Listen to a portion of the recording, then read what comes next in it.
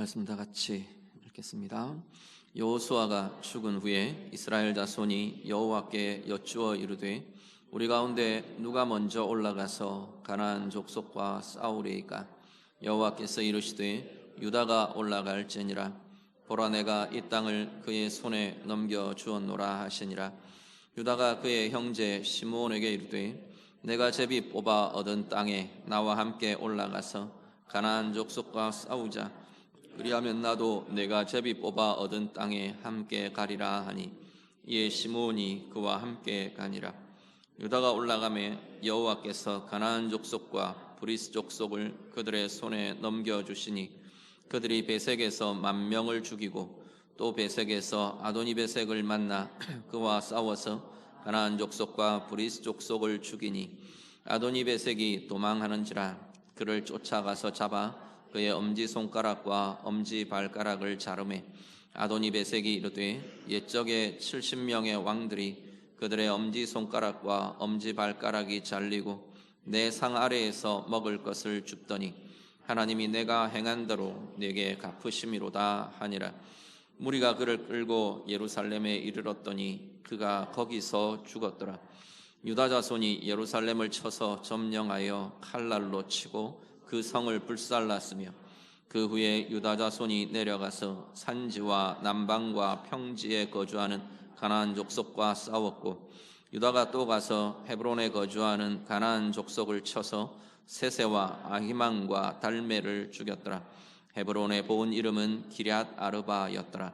거기서 나아가서 드빌의 주민들을 쳤으니 드빌의 본 이름은 기럇 세벨이라. 갈렙이 말하기를 기럇 세벨을 쳐서 그것을 점령하는 자에게는 내 딸 악사를 아내로 주리라 하였더니 갈렙의 아우 그나스의 아들인 온니엘이 그것을 점령하였으므로 갈렙이 그의 딸 악사를 그에게 아내로 주었더라. 악사가 출가할 때에 그에게 청하여 자기 아버지에게 밭을 구하자 하고 나귀에서 내림에 갈렙이 묻되 네가 무엇을 원하느냐 하니 이르되 내게 복을 주소서. 아버지께서 나를 남방으로 보내시니 샘물도 내게 주소서 하매 갈렙이 윗샘과 아랫샘을 그에게 주었더라. 모세의 장인은 겐 사람이라. 그의 자손이 유다 자손과 함께 종려나무 성읍에서 올라가서 아란 남방의 유다 황무지에 이르러 그 백성 중에 거주하니라. 유다가 그의 형제 시므온과 함께 가서 스밧에 거주하는 가나안 족속을 쳐서 그곳을 진멸하였으므로 그 성읍의 이름을 호르마라 하니라. 유다가 또 가사 및 그 지역과 아스글론 및 그 지역과 에그론 및 그 지역을 점령하였고 여호와께서 유다와 함께 계셨으므로 그가 산지 주민을 쫓아내었으나 골짜기의 주민들은 철병거가 있으므로 그들을 쫓아내지 못하였으며 그들이 모세가 명령한 대로 헤브론을 갈렙에게 주었더니 그가 거기서 안악의 세 아들을 쫓아내었고 베냐민 자손은 예루살렘에 거주하는 여부수 족속을 쫓아내지 못하였으므로 여부수 족속이 베냐민 자손과 함께 오늘까지 예루살렘에 거주하니라. 아멘. 네, 오늘부터 주일 오전에 우리 사사기 말씀을 같이 묵상하려고 합니다. 사사시대는 우리가 보통 이스라엘의 역사 중에 영적인 암흑시대 이렇게 부르는 특징 짓는 그러한 시대이기도 합니다. 사사기 맨 끝에 보면 21장 25절에 보면 사사시대를 이렇게 요약을 합니다. 그때에 이스라엘에 왕이 없으므로 사람이 각기 자기의 소견에 옳은 대로 행하였더라. 사사시대를 정리하는 말씀이 이렇게 정리가 됩니다. 그 시대에 왕이 없었기 때문에 사람마다 각기 자기 소견에 옳은 대로 행했던 시대. 자기 소견에 옳은 대로 행했다. 자기 하고 싶은 대로 살았다는 거죠. 자기 하고 싶은 대로 하고 살았다. 이건 영적인 부분도 마찬가지, 도덕적인 부분도 마찬가지, 정치, 군사, 사회 전반에 이르기까지 우리는 아마 사사기를 통해서 이런 모습들이 드러나는 모습들을 우리가 좀 계속 보시게 될 텐데요. 그때마다 하나님께서 사사라는 사람들을 보내십니다. 사사라고 불려지는 이 호칭은 영어 성경으로 저지라고 되어 있는 심판관, 재판관 이런 의미를 가지는, 그런데 그 의미가 다스리는 자 이런 의미를 갖고 있는 단어가 이 사사라는 단어입니다. 그 시대에 하나님이 혈통적인 왕으로 세우시 이런 게 아니고 그 시대에 하나님이 세우시는 사람들을 하나님이 나타나게 하셔서 그 시대에 하나님의 구원을 이루시고 하나님의 은혜를 이루시고 이러한 모습들을 우리가 보게 됩니다. 사사기 통해서 오늘 우리 시대, 오늘 우리 각자의 신앙을 비추는 그러한 말씀으로 묵상하며 좀 살피기를 원하고요. 사사라는 영웅들의 이야기가 나타날 텐데 사실은 이 영웅들의 이야기, 영웅의 이야기가 아니라 오늘 우리 자신의 이야기로 읽혀져야 하는 것이 사사기의 말씀이 될 겁니다.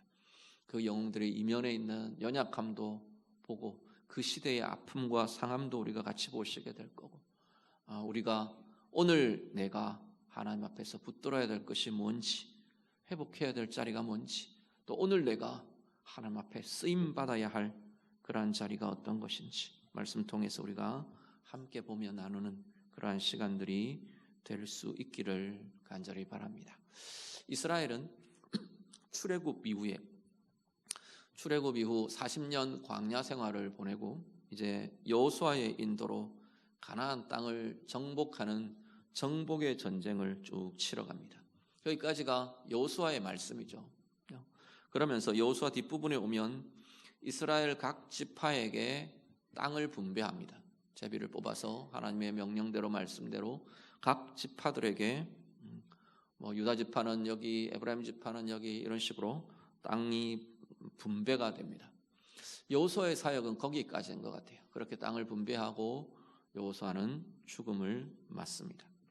사실 이 땅의 분배는 비어있는 땅, 자, 니네는 여기 가서 살아라. 그리고 그 텅 비어있는 땅에 아무것도 없는 땅에 들어가서 살면 되는 게 땅의 분배가 아닌 거죠. 그 땅은 여전히 가나안 족속들이 그 땅을 지금 차지하고 있습니다. 땅의 분배라는 건 원래 정복 전쟁을 보면 여호수아를 보면 우리가 잘 아는 여리고, 아이, 기브온 중앙을 치고 남방을 치고 북방의 하솔과 전쟁에서 이기고 큰 흐름을 좌우하는 전쟁들이 여호수아의 주도하에 진행되고 승리를 가져옵니다. 그래서 이 정복 전쟁이 이겼다라고 하는 건 가나안의 전체적인 주도권을 이스라엘이 가졌다, 그 이야기입니다. 그래놓고 각 지파별로 이제 땅을 분배해 줍니다. 그러면 어떻게 하느냐 하면 분배를 받은 이 지파들은 이제 그 땅으로 들어가서 구체적으로 그 성읍, 그 마을, 그 도시, 거기를 차지하고 있는 가나안 족속과 이제 정말 지파별 전투가 벌어지는 거죠. 지파별의 전쟁이 이제 비로소 시작되는 겁니다. 그래서 들어가서 헤브론 땅을 치고 들어가서 헤브론 성을 점령하고 있던 아낙 자손들을 몰아내고 헤브론 성을 유다가 차지하고 그 땅이 이제 그 땅에 하나님의 통치가 나타나도록 살아내는 것, 그게 지파별로 진행되어야 될 정복이고 정착의 과정이 되는 거죠. 그 일들이 이제 여호수아 이후에 분배된 땅의 분배 이후에 이제 각 지파별로 전개가 되는 겁니다. 그런데 오늘 본문에 보면 본문의 시작이 여호수아가 죽은 후에로 시작합니다. 여호수아가 죽은 후에 사사기 1장 2장은 사사기 전체의 서론격이 될 수 있는 그런 내용들인데 이 1, 2장에 강조되고 있는, 반복되면서 강조되는 것 중에 하나가 여호수아의 죽음입니다. 여호수아가 죽은 후에 사사시대의 출발은 여호수아의 죽음부터 시작됩니다. 그런데 이 사사시대에 많은 영웅들도 일어나고 하나님 쓰시는 사람들도 일어나지만 모세나 여호수아 같은 전 지파를 아울러서 전 지파를 통솔하고 이끌고 인도하고 이러는 리더십은 사실상 나타나지가 않습니다. 그래서 자꾸만 이야기를 하는 거죠. 그 시대에 왕이 없어서 여호수아가 죽은 후에 아마도 정복의 과정에도 혼란함이 있었던 것 같습니다. 그래서 오늘 본문의 1절, 2절을 보면 하나님께 백성들이 묻습니다. 누가 먼저 올라갈까요? 누가 먼저 올라갈까의 이야기는 누가 주도해야 됩니까? 누가 앞장서야 합니까? 이런 이야기인 거죠. 유다 지파가 앞장선다고 해서 유다 지파가 에브라임의 산지까지 들어가서 전쟁을 치르고 저 북쪽에 납달리, 스불론 이런 지파들의 땅까지 유다가 앞장서서 그렇게 하지 않습니다. 앞장선다는 이야기는 자기들에게 분배된 땅으로 유다가 먼저 올라가는 거죠. 헤브론과 유다 남방 지역을, 이 가나안의 남방 지역을 유다가 치고 나아갑니다. 하나님, 유다가 앞서라 말씀합니다. 유다가 올라갈지니라. 하나님의 말씀대로 유다 지파가 앞장서며 먼저 어떻게 보면 지파별 전쟁의 모범을 보입니다. 선두에 나서게 됩니다. 사실 유다 지파는 수적으로 볼 때 가장 많은 지파입니다. 야곱의 축복이나 또 이 모세의 각 지파들을 축복하는 신명기의 축복의 내용들을 보면 사실상 이스라엘의 장자 역할을 해야 하는 지파가 유다 지파였습니다. 하나님 요구하시는 거죠. 니네들이 그렇게 많은 수를 누리고 또 많은 우선권을 누리고 그랬던 것처럼 이제 너희가 책임져야 한다. 오히려 책임을 요구하는 그러한 상황이기도 합니다. 앞장서라는 거죠. 모범이 되라 말씀을 합니다. 하나님 말씀대로 유다가 앞장서서 올라갑니다. 자, 그런데요, 하나님 편에서 보시죠. 누가 먼저 올라갈까요? 유다가 올라갈지니라 하나님 말씀하셨어요. 유다가 올라가라 라고 하시는 하나님의 명령이 하나님 뒷짐지고 서가지고 자, 유다 앞으로 진격, 그리고 진행되는 상황을 보면 이렇게가 아니고 지금 그런 상황이 아니에요. 그 이후의 내용들을 보면 어떻게 전개되느냐 하면 유다가 올라가라 그래놓고 진짜 올라가시는, 먼저 앞장서 올라가시는 분은 사실상 하나님이세요. 하나님이 올라가십니다. 유다 올라가라 그래놓고 하나님이 뒤에 서서 뒷짐지고 서 계시는 게 아니라 하나님이 올라가세요. 하나님이 가시면서 앞장서서 진격하시면서 사실상 유다를 보고 나를 따르라 이러시는 거죠. 하나님이 올라가시는 전쟁이 됨을 보게 됩니다. 하나님 말씀대로 순종하며 올라가는 유다, 그들과 하나님이 함께 하십니다. 하나님이 함께 하시는 전쟁이요, 하나님께서 승리를 주십니다. 4절에 보시면 여호와께서, 유다가 올라가매 여호와께서 가나안 족속과 브리스 족속을 그들의 손에 넘겨주시더라. 넘겨주시는 건 어떻게 합니까? 이기게 하셨다는 이야기죠. 그 땅을 차지하게 하신다는 거죠. 그 전쟁을 하나님이 치러내시는 것을 보게 됩니다. 쭉 이어집니다. 4절, 8절, 9절, 10절, 11절에 13절, 17절 전부 다 하나님께서 유다에게 이기게 하셨다. 승리를 주셨다. 19절에 보시면 여호와께서 유다와 함께 계셨으므로 이기게 하셨다. 승리하게 하셨다. 말씀하고 있습니다. 하나님께서 이기게 하십니다. 승리를 주시는 분, 이기게 하시는 분 하나님이십니다. 어떤 자리예요? 하나님 말씀대로 나아가는 인생에 하나님과 함께하며 나아가는 그 길에 하나님께서 승리를 주십니다. 말씀대로 나아가는 길, 하나님과 함께 나아가는 그 길이야말로 다르게 말하면 그 길이 바로 승리의 길인 것이죠. 오늘 우리의 삶에도 우리의 상황, 우리의 문제들, 우리가 풀어가야 될 우리의 삶의 과제들, 우리의 가정, 우리 개인의 삶, 우리의 일터 모든 자리에 오늘 우리 또한 하나님의 말씀대로 나아가시는 우리의 생애의 길이 되시기를 간절히 바랍니다. 하나님이 함께 하시는 은혜의 길로 나아가는 우리의 삶의 걸음마다 하나님 주시는 이기게 하심, 승리가 우리의 영혼과 삶에 가득한 복된 삶들 다 되시기를 우리 주님 이름으로 축복합니다. 유다의 승리의 이야기들을 쭉 우리가 보게 되는데 좀 독특한 내용이 하나 등장합니다. 11절에서 15절을 보시면요, 특히 이 유다의 수장이 지금 갈렙이거든요. 정복 당시에 이 갈렙의 이 드비를 점령할 당시 기랴세벨이라고 또 부르는 그 성읍을 점령할 당시의 기사가 하나 소개됩니다. 자, 갈렙이 뭐라고 이야기하느냐면 이 기랴세벨 드비를 점령하는 자에게 내 딸 악사를 주겠다 이렇게 공언을 합니다. 거기에 사실상 갈렙의 조카입니다. 온니엘이라는, 나중에 보면 이 온니엘이 이스라엘의 첫 번째 사사가 됩니다. 이 온니엘이 올라가서 이 드비를 점령하는 데 큰 공을 세웁니다. 그래서 그 당시에는 사촌끼리 결혼하는 게 문제가 되지 않았으니까 악사를 온니엘과 혼인을 시킵니다.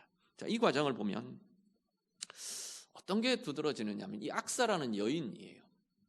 사사 시대는 사실 우리가 뒤에 쭉 보면 아주 처참할 정도로 여인들이 착취당하고 희생되는 모습들을 우리는 되게 사사 시대의 기사들을 보면서 되게 이렇게 드러나는 것을 보게 됩니다. 그 시대가 강력한 가부장적인 특징들을 갖기도 하고 가나안의 문화에 이렇게 동화되고 절어져서 또 더더욱 그렇게 심화되기도 하고 그런 모습을 보게 되는데 여인만 그렇겠습니까? 약자들이 착취되고 무시당하고 이렇게 되던 시대의 모습을 봅니다. 오늘 본문에도 그런 모습이 사실 지금 이 갈렙의 모습에서 그런 모습이 나타나죠. 딸을 전리품으로 내어거는 그것 자체가 사실 그 시대의 시대적인 한계 속에 있는 걸 보게 됩니다. 시대적인 특징이 반영되고 나타나는 걸 보게 되는 거죠.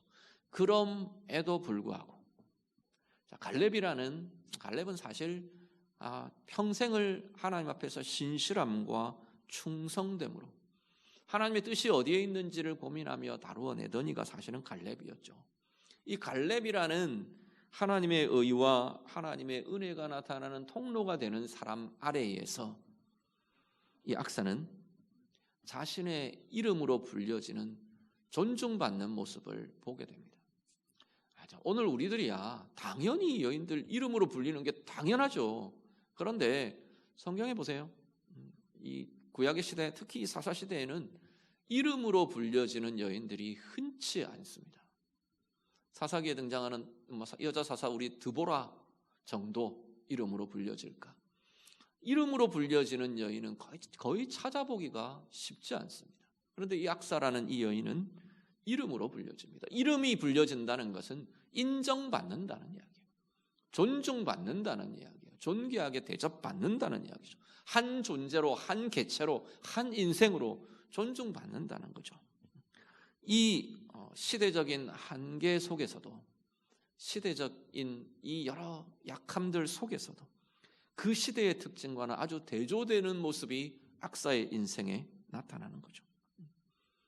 그리고 아마 이 온니엘에게 할애된 땅이 그 지파 안에서도 이 남방 지역, 남방이라고 보통 번역되는데 네게브라는 이 유다 남쪽에 보면 건조한 이제 광야지대로 들어가는 초입의 지역이 있습니다. 아마 그 지역을 온니엘과 악사에게 분배해 준 것 같아요. 그리로 이제 결혼해서 내려가다가 이 악사가 아버지에게 요청을 합니다. 말해서 내려가지고 15절에 보면 아버지 내게 복을 주십시오.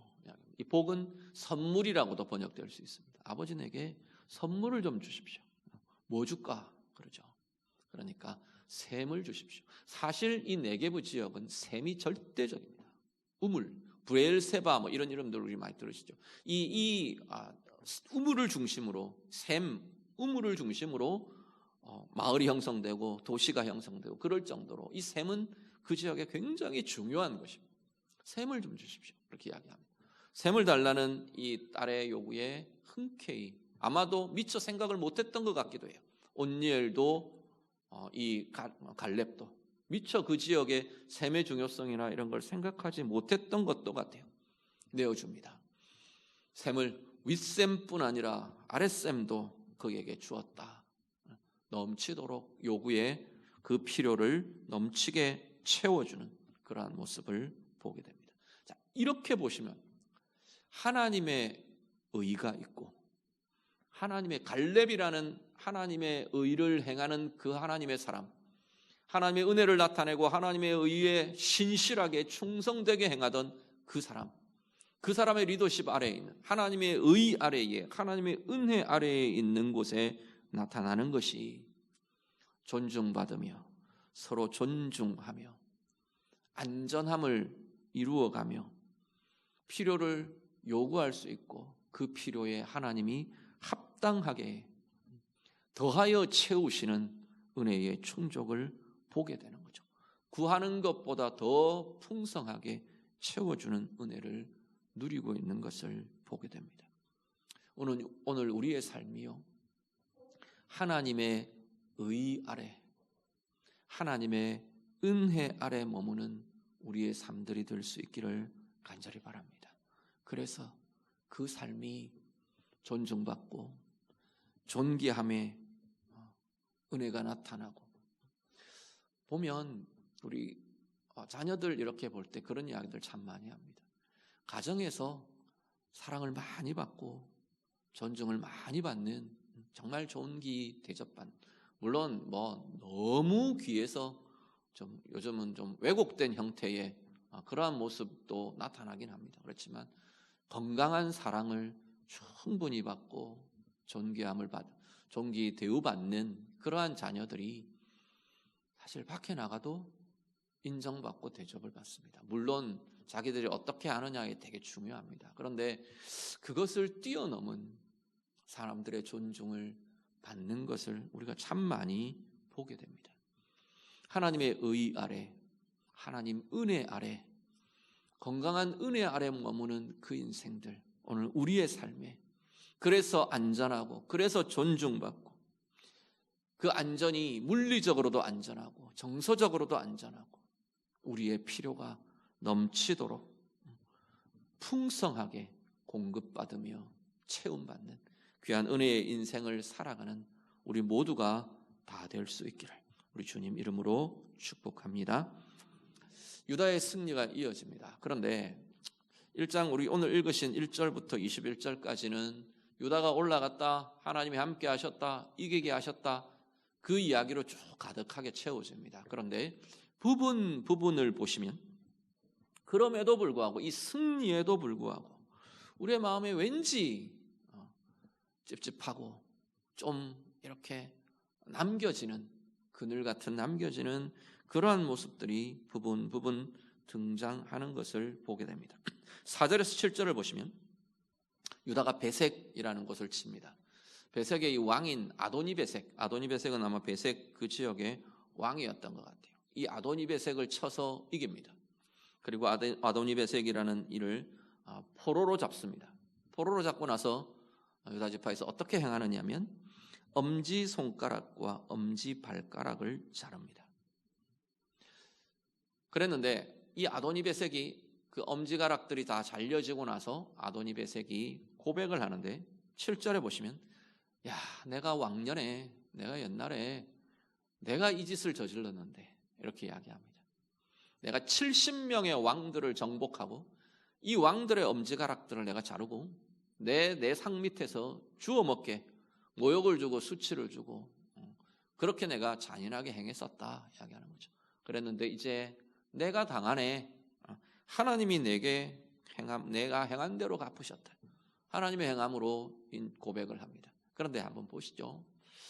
이 이면에는 아마도 이 지금 엄지가락을 자르는 이유가 무기를 다시 잡지 못하도록 하는 것 같아요. 무기를 다시 잡아서 자기들에게 위협이 되지 못하도록. 엄지발가락을 자르고 나면 제대로 달리지를 못합니다. 이런 엄지손가락을 자르면 칼을 제대로 잡을 수가 없어요. 아마도 그런 의도에서 이 일들을 진행한 것 같아요. 가나안 지역의 전쟁 포로에 대해서 이런 식의 행태가 자행되었던 것 같습니다. 그런데 유다가 이 행태를 그대로 가지고 옵니다. 전쟁 포로를 다루던 이 방식을 그대로 유다가 가지고 들어옵니다.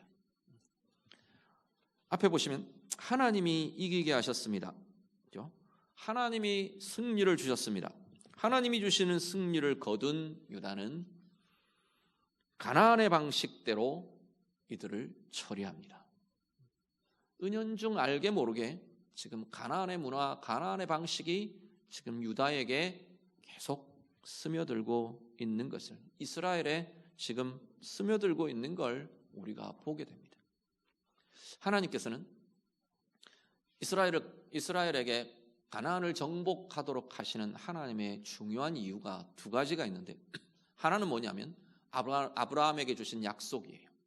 그 땅 가운데에서 그 땅이 약속의 땅으로 하나님의 구원을 이루어 가실, 이제 온 인류의 일을 메시아의 나라 구원이 그 가운데 이루어지도록 할 하나님의 긴 구원의 여정 계획을 가지고 이 가나안 땅을 이스라엘이 차지하게 하십니다.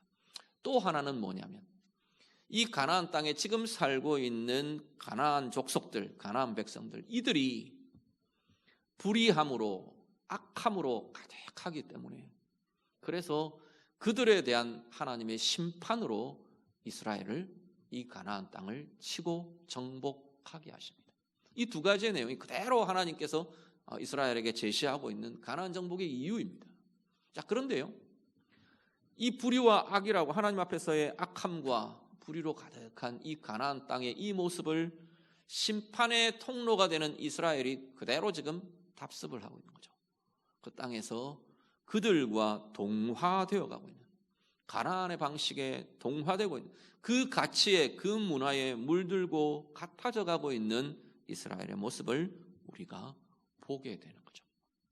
또 한 가지가 19절에서 21절을 보시면요, 하나님이 19절을 보시면 19절에 어떤 선포를 하느냐면, 여호와께서 유다와 함께 하셨으므로 산지 주민들을 다 쫓아내고 승리를 거두었습니다.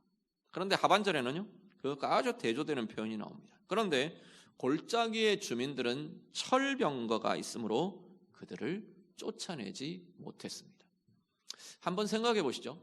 산지 주민을 이기고 승리하게 하시는 하나님이 골짜기 주민들 철병거 때문에 그 철병거는 몰아내지 못할 정도로 하나님이 능력이 없고 힘이 없어서 골짜기 주민들에게는 이기지를 못하는 건가요?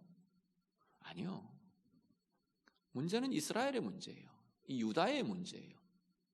산지를 하나님의 도우심으로 이기고 승리한 족속 이 유다가 골짜기를 내려다보니까 이 골짜기에는 이 사람들은 철병거를 갖고 있어요. 그래서 어떻게 하느냐면 치고 내려갈 엄두를 내지를 못하는 거죠. 그들의 강력함, 그들의 커 보이는 것 앞에서 두려워합니다. 이게 언제 그랬죠? 이스라엘 백성들이 가나안으로 치고 들어올 때 40년 전, 이미 지금 정복 전쟁이 진행됐으니까 40년보다도 훨씬 이전이죠. 가데스 바네아에서 이스라엘 자신들의 선조들이 똑같이 이 일을 했어요. 가보니까 아낙 자손 같은 장대한 이들이 살고 있더라는 거예요. 그래서 그들이 우리는 올라가면 다 죽는다, 그들 밥이다 그랬어요. 두려움 때문에 믿음의 첫발을 내딛지를 못하는 거죠. 지금 유다의 모습도 그런 것들이 계속 엿보입니다. 두려움 때문에, 앞에 보이는 커 보이는 그것 때문에 자신들이 나아가지를 못합니다. 결과적으로 유다의 정복은 실패로 끝납니다. 이제 이 유다를 필두로 해서 쭉 이어지는 각 지파들의 내용들이 이어질 텐데 전부 다 공통되는 것은 쫓아내지 못했더라입니다. 이제 그 이야기가 1장 뒤를 가득히 채우게 될 겁니다. 이유는요, 자신들의 두려움 때문에, 자신들의 편의 때문입니다.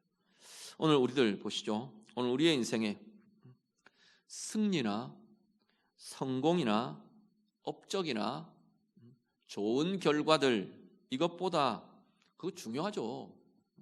그렇지만 그것보다 더 중요한 것이 하나님과 함께라는 것을 기억하시길 바랍니다.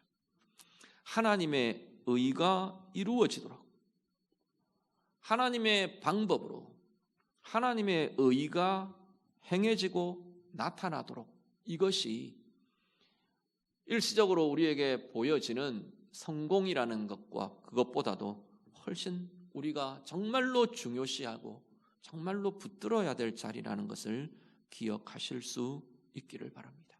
오늘 우리들은요, 내 자신의 삶은 성공이나 결과들 여기에만 방향 지워져 있지 않습니까? 때때로 우리에게 일어나는 일시적인 성공과 좋은 결과들 앞에 취해서 세상의 길, 세상의 방법, 그것과 자꾸 같아지고 동화되고 있는 것이 우리의 모습은 아닌가 돌아보실 수 있기를 바랍니다. 교회가 세상과 같아지고 있지는 않습니까?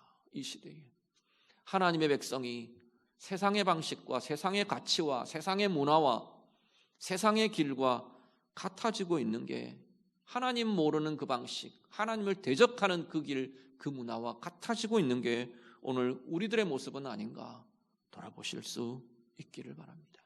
하나님과 함께 진정한 하나님의 길을 걸어가는, 그래서 이 시대에 참 은혜를 드러내고 참 하나님의 의를 밝히며 이루어가는 우리의 삶이 될 수 있기를 간절히 바랍니다. 오늘 우리의 삶이요, 하나님이 함께 하심에도 불구하고 오늘 이 골짜기에 철병거를 가진 백성들을 보며 두려워하며 지레 물러나고 있는 이 유다의 모습같이 오늘 우리가 스스로 두려워함으로 하나님의 길을 가는 것을 지레 포기해버리고 있는 것, 오늘 우리의 모습은 아닌가 돌아보실 수 있기를 바랍니다. 우리 앞에 놓여지는 문제이든 상황이든 사람이든 세력이든 시대의 모습이든 거대해 보이고 커 보이고 그것과 부딪히면 내가 깨질 것 같은 강함이 그 앞에 나타날지 몰라도 강해 보이는 그것보다 훨씬 더 크신 분이, 훨씬 더 강하신 분이 우리 하나님이심을 기억하실 수 있기를 바랍니다. 그 하나님과 함께 당당하게 하나님의 길로, 주님의 의의 길로 이 시대를 걸어내시는, 살아내시는 우리 모두의 삶들이 다 되시기를, 그래서 하나님이 주시는 진정한 승리, 진정한 은혜를 누리며 나아가는 우리 모두의 생애가 다 되시기를 우리 주님 이름으로 축복합니다. 같이 기도하겠습니다.